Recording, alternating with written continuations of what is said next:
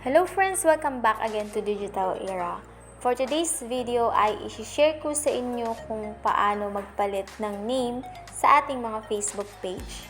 But before we get started, please don't forget to support my channel by clicking the subscribe button and also hit the notification bell for you to be updated on my next video.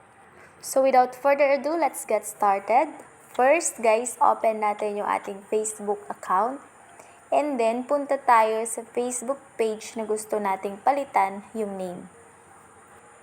So, as you can see, ang pangalan ko sa Facebook page na ito is R. Cole World. So, mag-isip tayo dito ng panibagong name na gusto nating ipalit. Then, tap natin yung profile picture natin dun sa may upper right corner.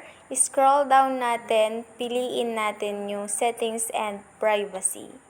And then, itap natin ulit sa My Settings. Then, pag nandito na kayo sa page na ito, itap natin sa My Page Settings. Alright, so, makikita natin dito yung personal information. Andito yung ating name. So, itap natin sa My Name. So, as stated here guys, if you change your name on Facebook, you can change it again for 60 days. So, make sure na hindi tayo nag-change ng name within 60 days.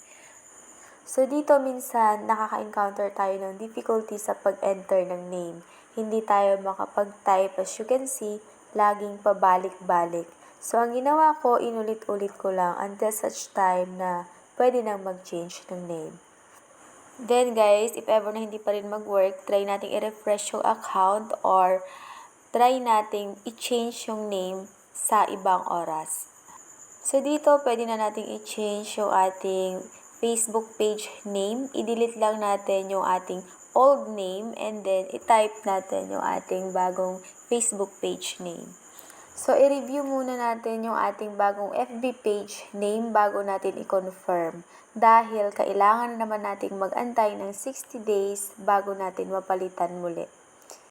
Pag okay na, itap natin sa may review change. So, ito guys, yung preview your new name. Makikita natin dito yung current page name and then yung new page name. And then, once na nag-change tayo ng name, manonotify din yung ating mga followers na nag-update tayo ng Facebook page name.